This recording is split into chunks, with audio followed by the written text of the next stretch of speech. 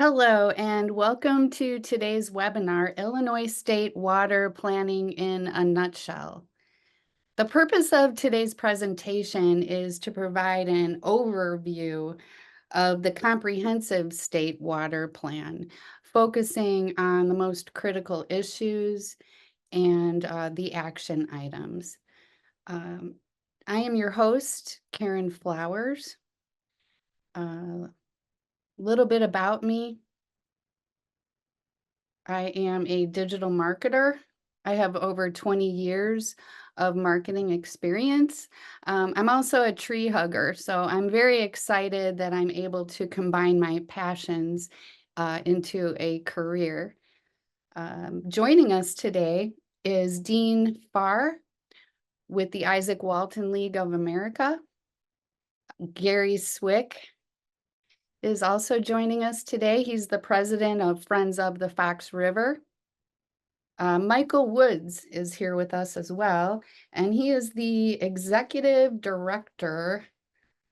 He is the executive director of the Association of Illinois Soil and Water Conservation Districts. Thank you all for joining us today. Our presenter today is Wes Cattoor. Wes is the Chief of Engineering Studies with the Illinois Department of Natural Resources. He's a certified floodplain manager and a professional engineer. Following Wes's presentation today, we will be having a Q&A session, so please save all of your questions for that time. So without further ado, let me introduce you here to Wes. Hello, Wes.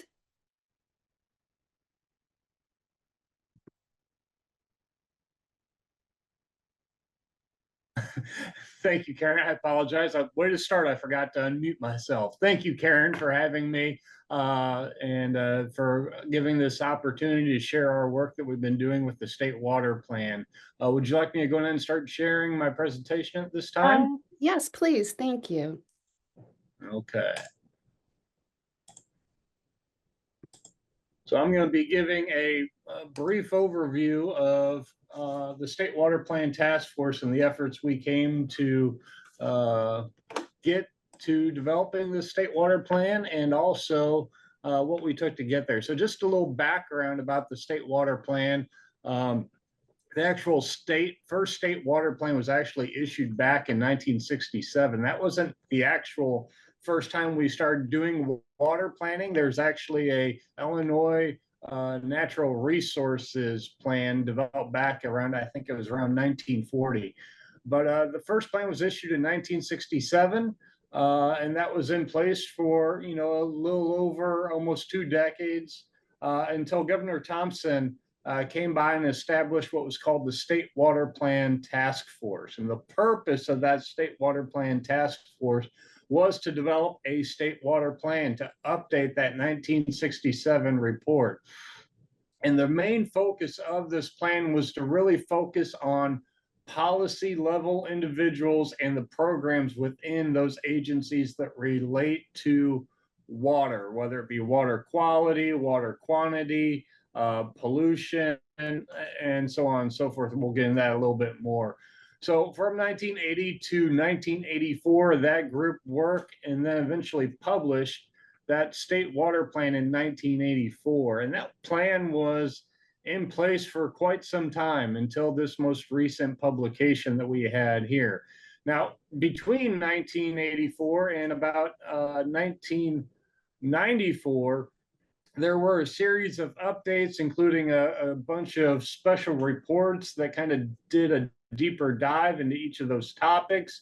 And then there's annual updates to the report, what was implemented and what was being worked on over that time frame. And after 1994, it kind of fell away and updates weren't provided. And I think a lot of that, since this State Water Plan Task Force is chaired by what now we know as the IDNR Office of Water Resources, I think whenever the flood of 93 came along and the flood of 95, offices just got really busy with managing some of these natural disasters that were occurring, some at the record level. I'm sure you're all maybe aware, of, at least heard of the flood of '93. I think most people have. So I think that kind of deterred from continuing the progress, and kind of while the State Water Plan Task Force continued to meet quarterly, this idea of doing water planning and developing a plan and updates kind of went away a little bit. So with that, so just so you know, what agencies are in the State Water Plan Task Force. Now, obviously, some of these agencies, including my own, weren't actually in place at that time, but this is today's equivalent of what agencies are part of that State Water Plan. So just to give an overview of if you're curious of which agencies are participating, this is that list of agencies that officially sit on the State Water Plan Task Force per that 1980 directive from the governor. So now just a little overview of the report. This is kind of the table of contents, as you will, regarding the State Water Plan that was published in December of 2022. We got that out at the very end of 2022. So it's been out for a little while, but we're still kind of spreading the word.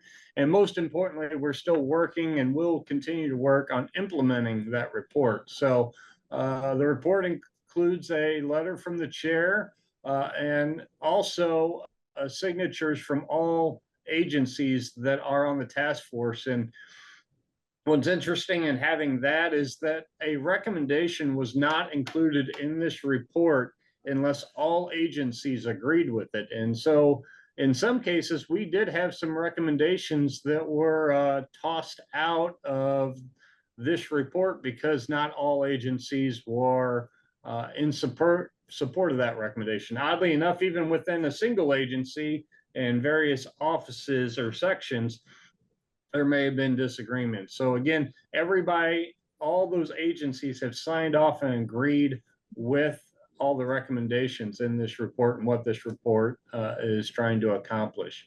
Section 3 is just a quick introduction or overview of the report. Section 4 is new to the State Water Plan Task Force and kind of showing the focus and recommendations that are around social and environmental justice, a critical issue that we wanted to bring into this report for this iteration. Sections 5 through 17 are really those critical topics, and we'll get into what those 13 critical topics are. 18 is kind of a summary and overview of all the recommendations and how they relate to each other and what they are. And 19 is just a wrap-up conclusion in that report. So for the 13 topics, you can see them listed here. I won't list them off individually, but a couple of notes to mention is that in the report, to kind of ease navigation and understanding, since we have so many recommendations and so many different topics we cover, each recommendation is really color coded. So if you're really interested in flood damage mitigation, you're really looking for that goldish yellow tint color, and you'll see that prevalent throughout the report whenever it comes to that section, as is with all the other sections as well. So we kind of made it a little easier to navigate and find where you're going in that report based on that. The other thing is that you'll see a numbering here with all these recommendations, and we decided to keep this in because whenever we came up with these 13 topics, it was by reaching out through our stakeholders and those work groups that we work with on a day-to-day basis and finding out what's important to them and what needs to be in this report. And the numbering is actually related to priority. So they said in priority order that water quality was the most important aspect we should look at, and so on and so forth, too, being climate change and thereafter. So just kind of something to keep in mind is considering this report, that this was based on an outreach effort to evaluate the most critical water issues within the state. So this is a simple example of what one of those sections look like. We start with an overview section of each of the 13 topics. That kind of defines, well, what do we mean by water sustainability or flood damage mitigation? So we kind of have an overview of what that really means and maybe a little bit of history to that. And then we dive into, you'll see on that second page is, well, what are the issues? What's really the problems that we're facing today in Illinois based on what we've heard from our constituents? And then after that, we jump into the recommendations. And here you can kind of see, this is more of the back end of the document where we have a summary of all the recommendations. You can see the color coding. So you see that what flood damage mitigation is holding that same color. And we just have a list of all those recommendations.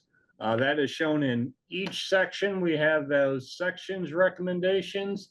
And then at the back, we have a summary of all the recommendations together. If you just want to kind of read through what each and every one of those are, currently sitting at 147 within the report as of today between those 13 topics. So just a little bit of evaluation of what those recommendations included, because that is kind of really the crux of the report is what are we recommending? What are we trying to implement by developing this report? And some interesting things are on this slide that, starting from your left and working clockwise, we did have 7%, which were actual duplicates. So 2 sections independently came up with the identical recommendations 7% of those of the time. 25% is what's called cross-cutting. And what we mean by cross-cutting is that it can be considered a climate change issue. It could be considered a flood damage issue. So it could fit in either one of those topics. And that's actually a pretty high percentage that many can cut across more than one of these 13 topics. The next one, we see that 23% did involve social environmental justice, as we want to put an emphasis there. 33% dealt with climate change or the changing climate and how to address that. 25% was outreach. And then we have the data collection at 33% and collaboration at 20%. So as we came up with these recommendations, we also wanted to kind of maybe put those in a what type of recommendation is that specific recommendation. So as you can see here, the vast majority of the recommendations dealt with improving state agency programs and improving those or modifying them or creating new was the biggest recommendation type. Followed by that is conducting studies. So an example of a study recommendation may be evaluating rainfall pattern changes in the state of Illinois. Followed by then legislation, which is, calling upon our representatives and senators to enact some kind of legislation for whatever that may be. And then we have policy, which is really kind of more at the agency level, changing up some policy within how we interpret those legislations. And then we do have a number of projects as well, as you can see there. So I believe this is going to be provided to you in a link. This is just a quick summary. This is a great reference sheet to show kind of an overview of the state water plan. So we have the 13 topics at the very top. We also have just a template showing for each of the 147 recommendations, we have this information available in the report where it shows what the issue is, what the recommendation is, who's the lead agency, if there's any funding needed, and what is the action or type.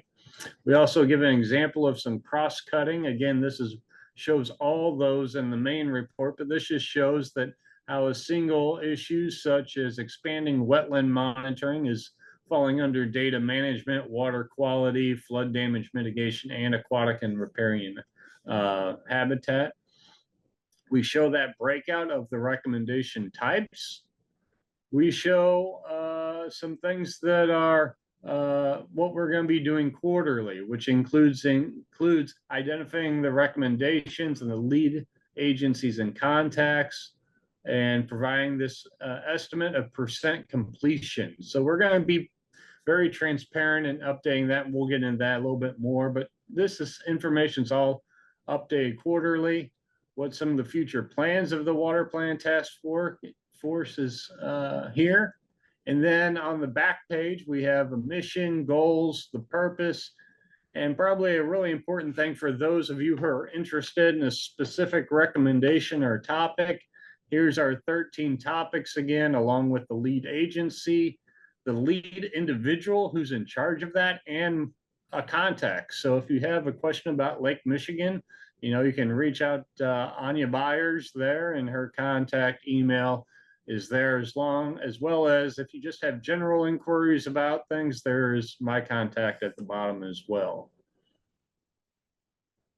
So for that, the best place to stay up to date, now that we have the report out and it's all there, the best place to get that information is the State Water Plan Task Force. And I want to provide a link to that website here. But I'll tell you, if you don't want to write this down or bookmark it, you can always just do a quick search for Illinois State Water Plan or State Water Plan Task Force, and that will get you to that as the usually the first internet search. So that is a great resource to see what is going on. And just a little overview of what you find if you go to that site, just to help you navigate that a little bit, is you'll have the right page when it comes up, State Water Plan Task Force at the top.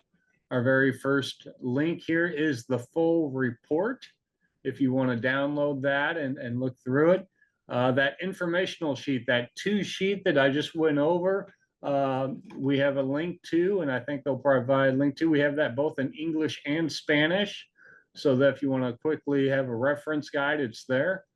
The other thing we are doing, we're providing annual summary updates once again. So this is kind of reporting on what's been accomplished, and we'll show that here in a little bit, of kind of a summary sheet update each year, as well as a table of all recommendations and how each and every single recommendation is coming along. And I'll kind of show you an example of that.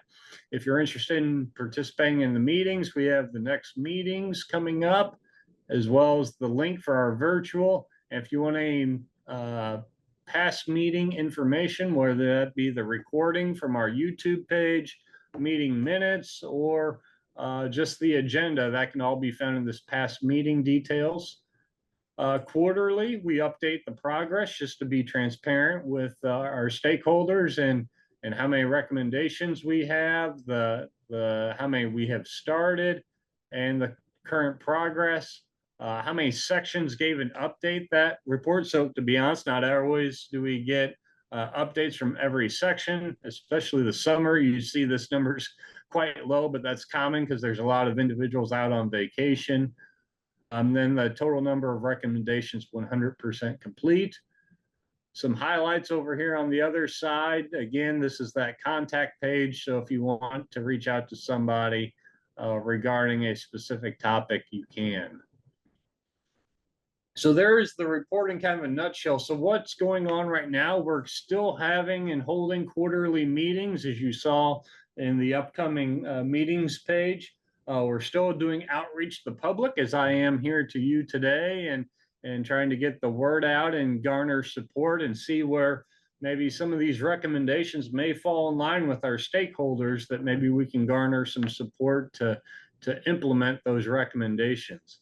We're continuing to track those recommendations and show their progress, as well as identifying new issues for future consideration. So we are always kind of open if there's something that you think is very important that you think we missed. That's why we have that contact information. Please reach out to us and say, hey, I think this is really a critical issue for the state. Obviously, our report did not include everything that we think that needs to be addressed, but really just what do we think we can address in the next 8 to 10 years. And Roy's looking for ideas for whenever that next round of report is going to come out with new recommendations. So as I mentioned, we're consistently measuring our implementation, and this is from the water sustainability section. If you go to our annual report recommendation spreadsheet, this shows it for all the recommendations we have. You can see this is for water sustainability. Here's the recommendations. Here's the individual, if you're curious about that specific one recommendation, we have, again, trying to improve transparency. You can reach out to that specific individual. It's not always the topic lead, as it typically is in this one, but as you can see, it's not always.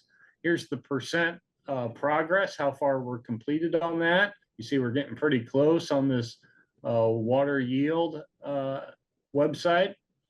We have the expected date of completion, just some notes about how that's progressing.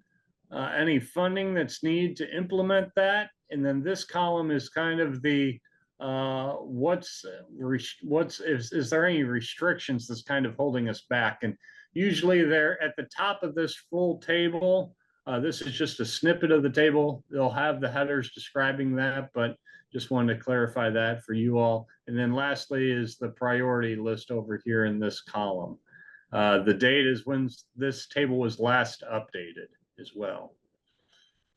So again, with our quarter reporting, we also show this, and again, this is just on the main page, the overview, how many recommendations we're at, how many have been started, if they've been started, how far along they are.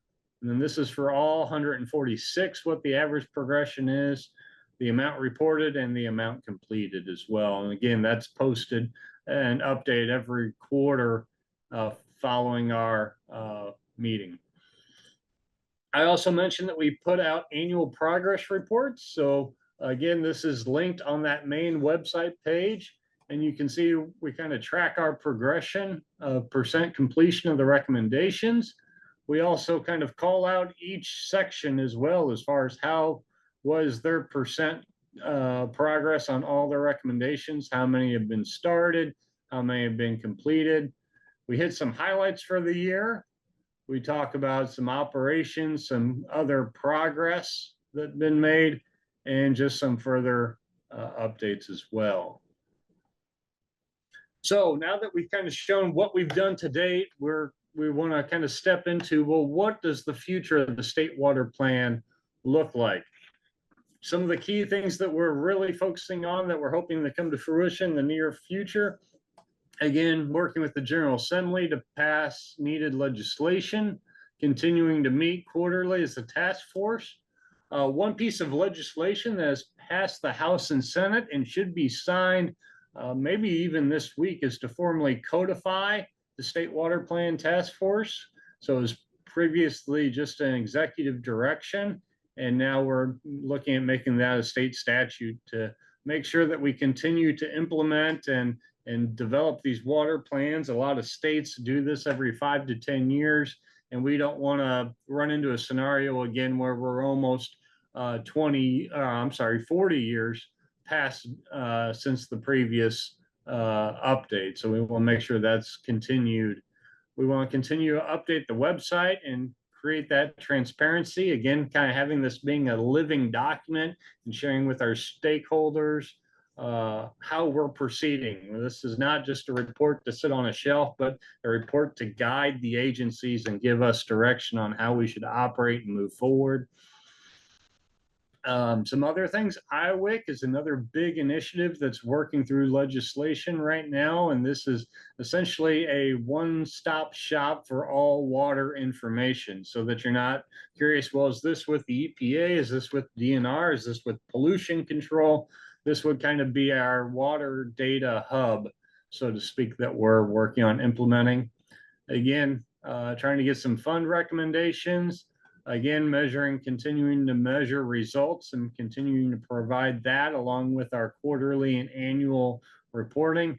And our goal is to republish a report every 10 years. So we are hoping to have a 2-year period where we're developing the report and an 8-year implementation phase of those recommendations, and then kind of reevaluate from there.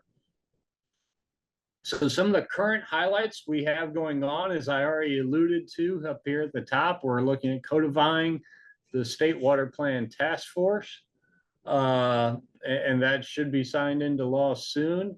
We also have recently just published onto a website, and I can show you that to you, is a statewide water supply versus demand assessment for the entire state of Illinois at a county level. So that can be viewed at a state level, regional level, or even down to the county. What is your supply versus demand? And that's just really to help communities or water users evaluate how much water they have compared to how much are they using. So that's an interesting tool that I'll maybe show you a quick demo of if time allows. We have a national flood bill that's passed the House and Senate, again, expected to be signed into law soon. The other thing that is going to be a big issue is a lot of times whenever we design water infrastructure for stormwater, we're using historical data and trying to make that for our current design standards. Well, now we're nearing the completion of having a future rainfall looking at climate models. So now we can start designing stormwater bridges, culverts for a flood event that's expected to occur in 2050 instead of a rainfall event based on 1980 data. So we see that as a big step in helping us design for the future when it comes to our infrastructure. We're also looking at updating the Water Use Act of 1983, something that we felt like we've fallen behind compared to other states as far as our water use reporting and being aware of where our water is going in the state. And we also have some pilot urban flood warning systems where we put sensors inside our storm sewers. And once the water reaches a certain height, it can notify the local community that, hey, we may need to go close down this road so that we don't have fatalities from, cars being swept away because of, inundated roads. So a lot of good work going on, a whole lot more that we hope to implement. So I can just take a moment and show you a little bit. Again, this is that State Water Plan Task Force page. You can see it has all the information. It also has some more information about how we developed the plan and some of those older documents, as well as the list of members here and their links. Just to show you a little bit, we also have our supply versus demand page. So here you can see for the entire state over the various years, looking in the future, the supply versus the demand. But we can also zoom in a little closer and look at any county we want. And, click on, let's say, Will County, because I know they have some struggles, and this will update once we get Will County highlighted here. And there you can see Will County struggling, with different numbers coming in where we have a little bit more demand than where we have supply. And we can even look at that at the municipal use, agricultural use, industrial, and power generation. We can also look by source. So we can look at Lake Michigan, out of the river, out of the deep aquifer. So just a neat tool that we're working on, just as an example of showing you some of the work we're doing as a result of the State Water Plan Task Force. So with that, I think we have some substantial amount of time. If anybody has any questions, I'd be more than happy to address them. Thank you. Thank you, Wes. Very appreciative. That was very insightful. Yeah, so we are beginning our Q&A session now. So please remember to unmute your microphone if you have a question. And so we can start that now.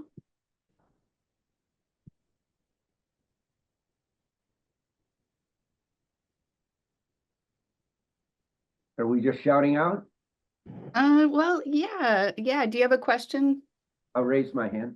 Oh, thank you, Gary. Yeah, Okay. so Wes, I refer to it as climate chaos and, hottest month ever, one of the wettest ever. How do you predict to like 2050? Like what gets plugged into a model? Yeah, so the vast majority of the data is by carbon dioxide in the air, and then measuring that and predicting how much of that will continue to grow, from emissions and other things. So that creates some global warming, and they use climate models. Again, I'm not the scientist to do that. We're working with the Illinois State Water Survey Climate Office that is currently conducting that study. Like I said, I think that should be done at the end of the year, but there is a number of climate models available, and they can kind of adjust on how much mitigation they expect. Are they expecting things to be worse? Are they expecting the climate change to worsen, to kind of drop off a little bit? So we've been working with them to evaluate that, but a lot of that is kind of emissions based. Thank you. Yes. Great. It looks like Kinsey Weisenberger may have a question. Yes. Hi. We were just wondering if the pilot urban flood warning system has already been implemented, because we do represent part of Harwood Heights. And if not, how do residents or constituents get tapped in? Like, how do they get those alerts? Yeah, so again, this is the struggle, is that we have topics on 13 different issues. I'm not 100% or intimately involved with all of them, but it's my understanding that it is being implemented, and I believe the municipality should be aware of that and have that information. If you have more questions, I'd recommend going to that point of contact, which would be Tara McParlin, and she could give you much more details on it than I can, as far as who her point of contacts are for that pilot project. Again, that's a great resource that we have with that State Water Plan Task Force page, that if we go to that, you can see that's falls under the flood damage mitigation, and Tara's contact is here. So I definitely recommend you reach out to her, and she can give you much more detail than I can, but it's my understanding that is being implemented in our Harwood Heights. And, the local community leaders should be aware of that and have that information. Perfect. Thank you so much. You're welcome.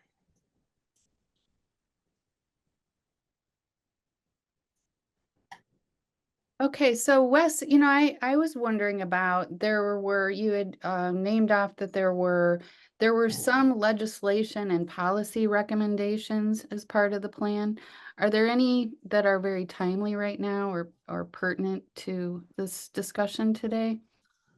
Yeah, so one that we're starting to draft up now is that Water Use Act of 1983. Right now, like I said, that bill is obviously, or a piece of legislation, is nearly 40 years old.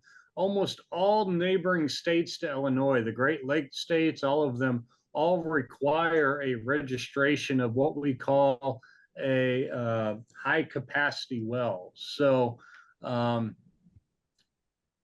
whenever somebody has a high capacity well, they're supposed to report that data to the State Water Survey. But there's no registration of that actual well, so we don't know if it exists or not. And as I mentioned before, all of our neighboring states have that requirement.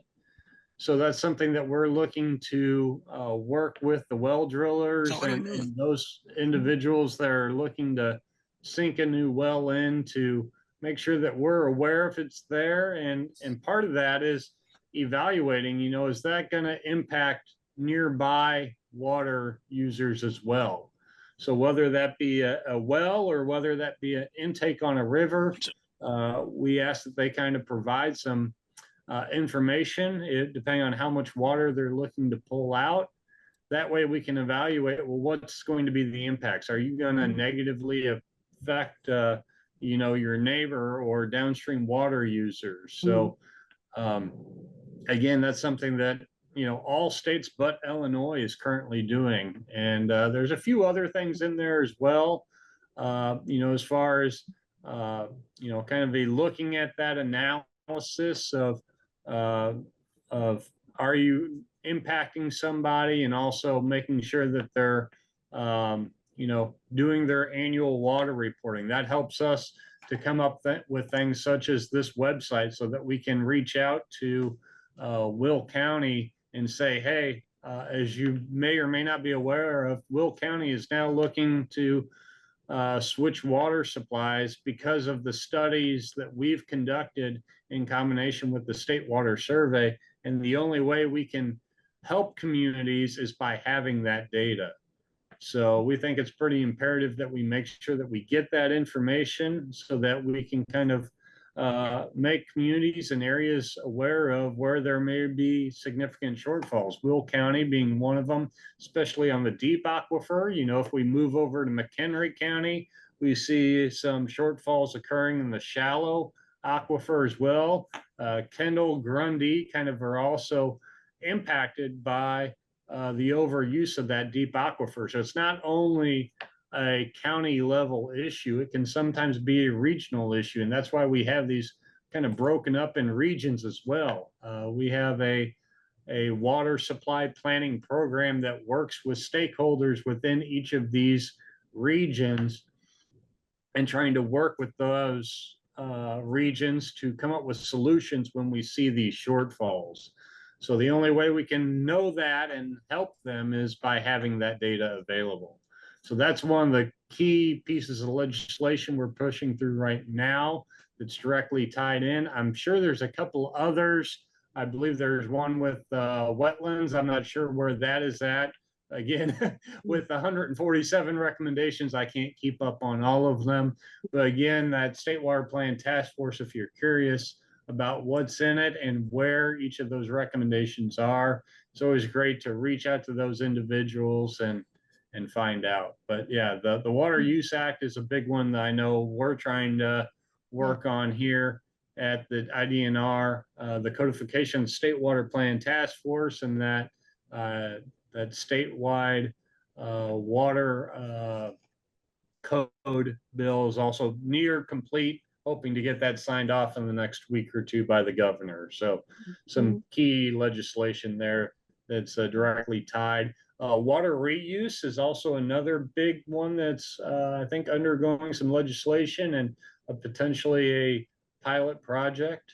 So right now, I think there's some legislation pending about looking at water reuse in Illinois.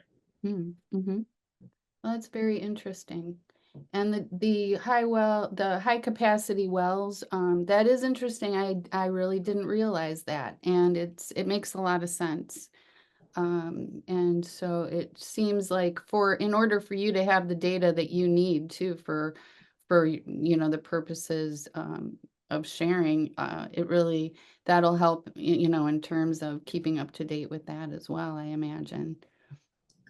Yeah, and if you look at other states, especially in the western half of the US, where they've come into water shortages, but now it's actually becoming more common in eastern states as well, as to regulate water a little bit more. We're not recommending that we regulate water as much as just being able to have the resources available to work with the stakeholders so that they can come up with their own recommendations. That's actually initiative with the regional water supply planning program we have here within IDNR, that we work with local stakeholders, not to tell them what to do, but to make them aware of the problem and help them come up with, or make them aware of options they have to help resolve that issue, so that we don't go into a water crisis in any part of the state.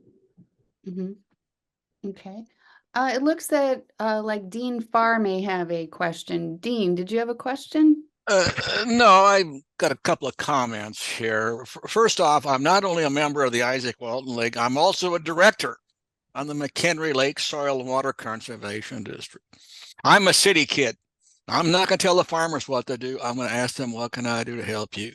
So what we do up in McHenry Lake Conservation District it goes down the Fox River. So you folks downstream from it, what we do up here, you kind of see the results of all this. So couple of comments on what's going on here. Comments about future water supply. I know the State Water Survey folks predict in 20 to 30 years from now, we're going to have a water shortage in Northeast Illinois. It's not going to affect me, but it's going to affect my granddaughters and their generation. So what are we doing about it today? What are we doing about protecting the current water supplies, the water on the Fox, the shallow aquifers that we can impact? Good soil and water conservation is part of the solution. It's not going to be the total solution. I understand down in Will County, some of the private wells are starting to go dry. And they're asking all the questions, why are the private wells in Will County going dry? I don't have the answers for that, but there are some solutions we need to start exploring on that. Wes kind of alluded to the fact it's just not an Illinois problem. The water we have up here in northeastern Illinois comes out of Wisconsin. We share that same water, be it the aquifers or Lake Michigan. In Indiana right now, there's a discussion about taking water from the Wabash watershed and divert it to the Indianapolis area. We share the Wabash River and the Wabash River water with Indiana and Illinois, not up here in the Northeast Illinois. I granted that, but there's a problem starting to develop down there. So what are we doing about it? What can we start doing now? We need to start looking at some things that can work to help develop and solve this problem, or at least be part of the solution. Good soil and water conservation is part of it. I think the big problem we have right now is we need more professional water planners in the state. Those with the academics and the experience, they can actually start planning these things. We need more water planners. Secondly, I'm on the soil and water district up here. Unfortunately, our budget, their operational budget for soil and water district was cut in half this year. I don't know why, but I think we need to step back and kind of look at that, figure out where we can kind of fix that problem. It's a great opportunity not only to get the soil and water districts fully funded, but that funding helps bring in federal dollars to the state of Illinois. So I'm not an expert.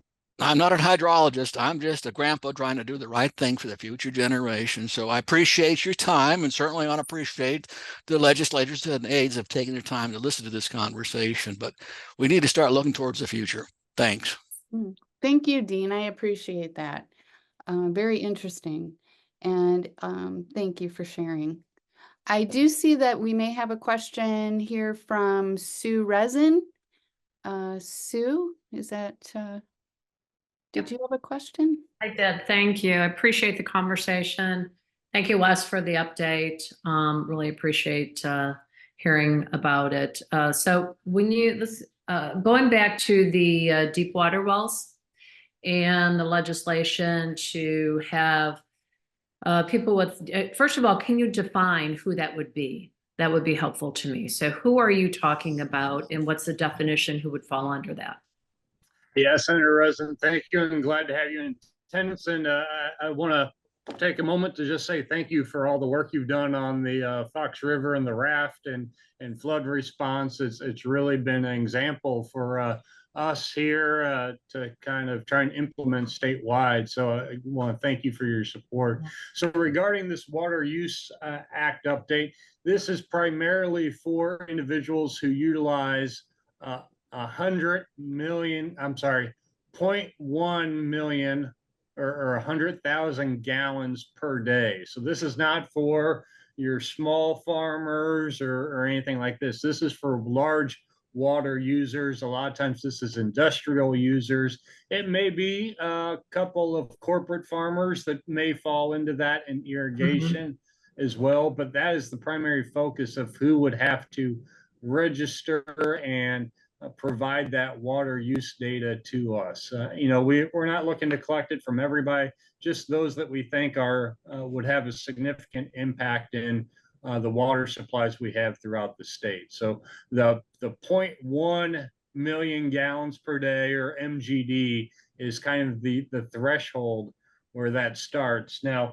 as we go into high users, whether that be power generation or something like that, we may ask a little bit more of them for them to do their own analysis since they're already taking such a substantial investigation to their development, that we would say, hey, can you evaluate this impact on neighboring properties, and will you impact? And that's more of at a 1 million gallons or more. So again, that legislation still being drafted. We're hoping to go and get some feedback from our stakeholders to kind of see what they all agree with. So we're still very preliminary, and we don't have defined language on that at this point. But, and I appreciate that. So, for the more industrial users who are using even more than 100,000 gallons, currently, what is the situation? I assumed if you require a tremendous amount of water, that you have to report to someone or register to someone. Who are they registering with? If it's not you, is it the EPA, or is this a local issue?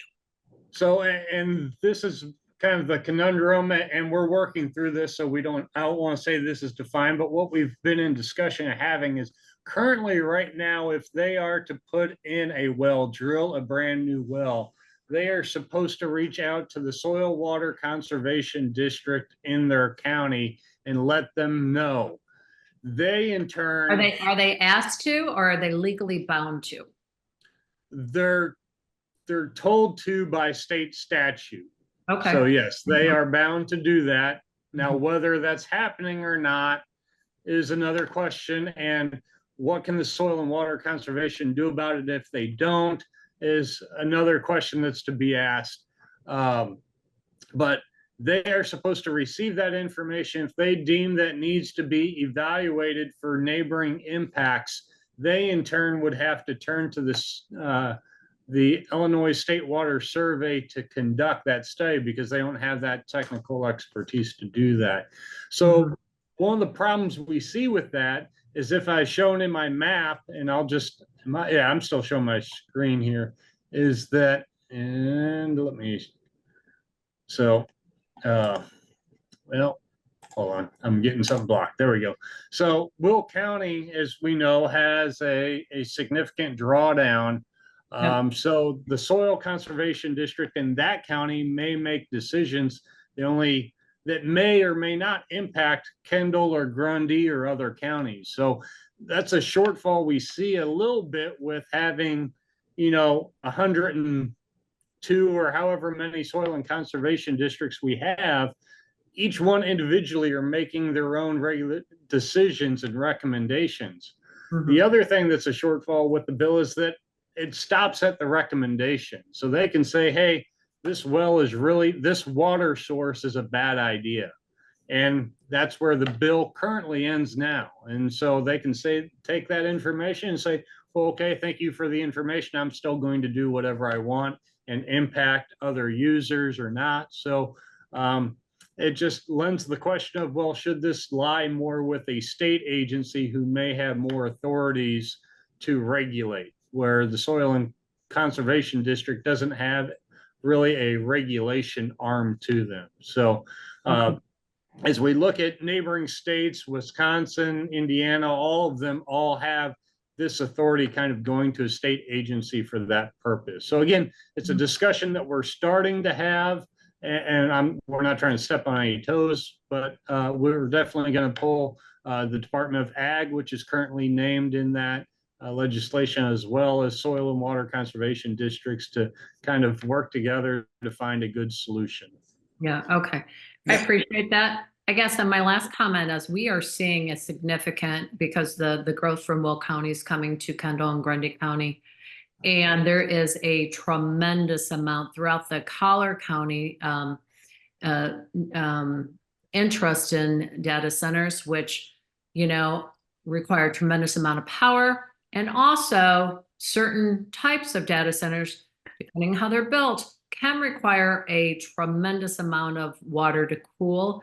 We always hope that they're using a different cooling system, but I'm trying to figure out, as they're being built out, I'm working with the local communities saying, listen, they should not, you have to keep an eye on the water demands or the water need that they have. and make sure that it does not take away from your aquifer or your citizens pay for it. So that's just a concern I'm seeing, because we've had 3,000 acres bought up in the area for just this industry. So it's on our radar now, and I want to make sure that we have a good process in place to make sure everybody's a good actor and they're not using too much water, especially, or power. Well, yeah, and so as you're probably well aware, we in Illinois have a reasonable use, and that's very broadly defined. There's no, well, what is a reasonable use? And that kind of, this would maybe help us kind of evaluate that a little bit more and have more than just, well, let it be decided in the courts after the damage has already been done.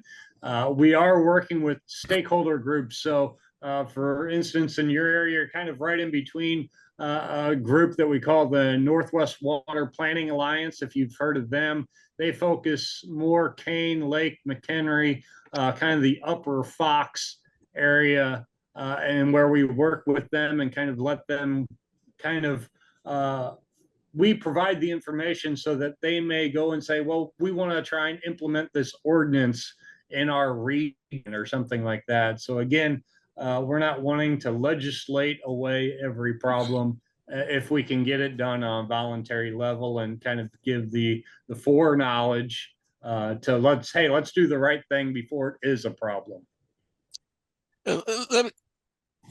If I may, Senator President, I appreciate your comments there. I'm getting up here a supervisor in the McHenry Lake, so excuse me, a director of soil and water conservation. Just a couple of comments here. First off, the soil and water districts go back 70 plus years. We're locally led. We look for voluntary solutions. We're going to provide them the help and the incentive. We're not there to regulate. I want you to understand that. The challenge we have with soil and water districts, I'm going to point to what I might have up here in the McHenry Lake. I have 2.5 employees for 2 counties. I look across the board in Wisconsin, they got 3 times the level of support and resources in those Wisconsin counties, and they get a whole lot of support from the state legislatures, excuse me, the state agencies. So there's a real resource problem out there. We're more than willing to help out, but we've got a resource problem. And I certainly appreciate what Wes has said, the support we've got from the state. So I want you to understand we're local groups. We're trying to do the local level. Farmers want to listen to, by the way, they want to talk to their neighbors.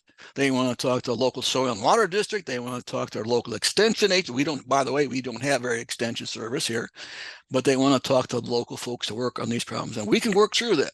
The challenge, of course, is trying to organize that at the state level.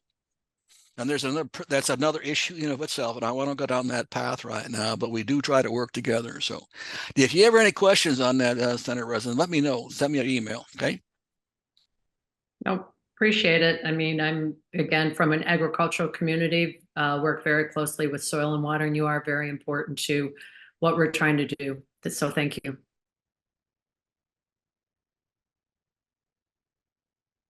Great, thank you. Are there any additional questions? We have just a few minutes left. If anyone has any additional questions. All right, looks like we're good there.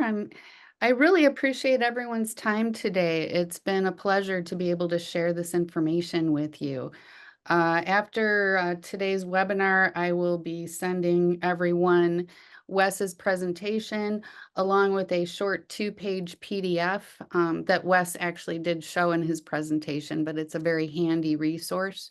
So I'll be sharing that with you. And again, I really appreciate your time today, and thank you so much, Wes. Very appreciative. Yeah, thank you all for the opportunity and the time.